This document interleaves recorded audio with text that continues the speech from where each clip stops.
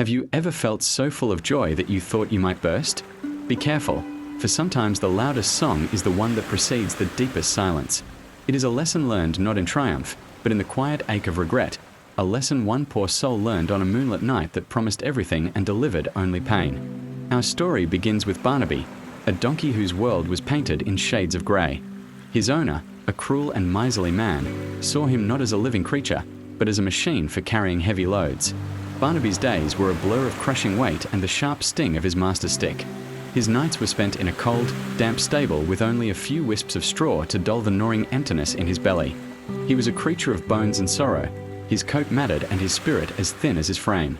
He had forgotten the feeling of a full stomach, the simple pleasure of having enough strength to hold his head high. His life was a slow, painful march toward an inevitable end. One sweltering afternoon, his legs finally gave way, and he collapsed in a heap at the edge of a small wood. As he lay there, gasping for breath, a pair of bright, intelligent eyes regarded him from the shadows. It was Fletcher, a clever fox known for his quick wit and cautious nature. Fletcher had seen Barnaby suffering from afar and, moved by a rare pang of pity, decided to approach.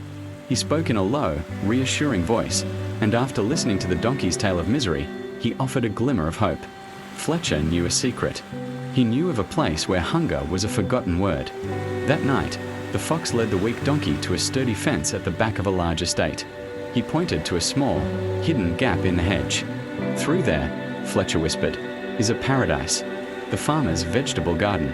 Cucumbers, carrots, sweet lettuce, more than you can dream of. But you must promise me two things, Barnaby. We eat only what we need, and we do so in absolute silence. Our survival depends on our discretion." Barnaby, his eyes wide with disbelief, readily agreed. They slipped through the hedge, and for the first time in years, the donkey ate until he was truly full. The crisp crunch of the carrots and the cool taste of the cucumbers were a revelation. Night after night, they returned to their secret haven.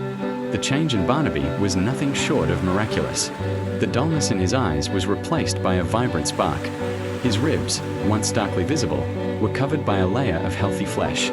His coat grew thick and glossy, and powerful muscles began to ripple along his back and legs. With this newfound physical strength came a change in his spirit. He was no longer the timid, broken creature from a stable. He was strong, he was full, and he was proud. But pride, when it is not tempered with wisdom, can become a dangerous poison. One evening, the moon hung in the sky like a silver coin, bathing the garden in an ethereal glow. Barnaby had just finished a feast of the sweetest melons, and a feeling of pure, unadulterated bliss washed over him. He felt an irresistible urge bubbling up from deep within his chest, an urge to sing. He wanted to fill the silent night with a song of his newfound joy, a bray that would declare his magnificent transformation to the world. He turned to Fletcher, his eyes gleaming. "My dear friend," he announced, "I feel so wonderful, so alive. I must sing. My voice is quite beautiful, you know. It is a gift that I must share." Fletcher's ears flattened in alarm. "Sing? Barnaby, are you mad?" he hissed. "They will hear you. The guards will come. We have been blessed with this gift. Do not throw it away for a moment of foolish noise." But Barnaby, puffed up with arrogance, merely scoffed.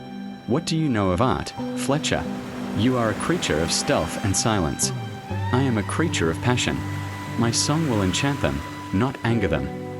Fletcher looked at the donkey's proud, stubborn face and knew that no amount of reasoning would sway him. He had to save himself. With a heavy heart and a clever mind, he said, "Very well. A voice as grand as yours deserves a proper ceremony. I will wait just outside the fence. I must go and find a garland of wildflowers to place around your neck in celebration of your performance." Flattered by the fox's words, Barnaby readily agreed.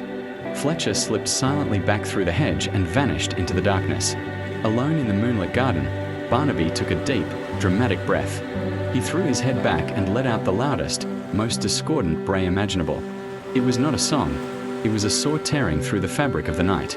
Before the echo had even faded, lights flared in the main house. Shouts erupted, and the garden guards came running, armed with thick, heavy sticks. They found the source of the terrible noise and, without a moment's hesitation, fell upon the foolish donkey. The next morning, Fletcher found Barnaby tied to a post, his body a canvas of bruises and his spirit utterly shattered.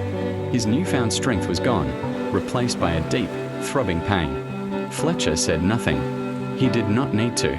The lesson was written in every welt on his friend's back.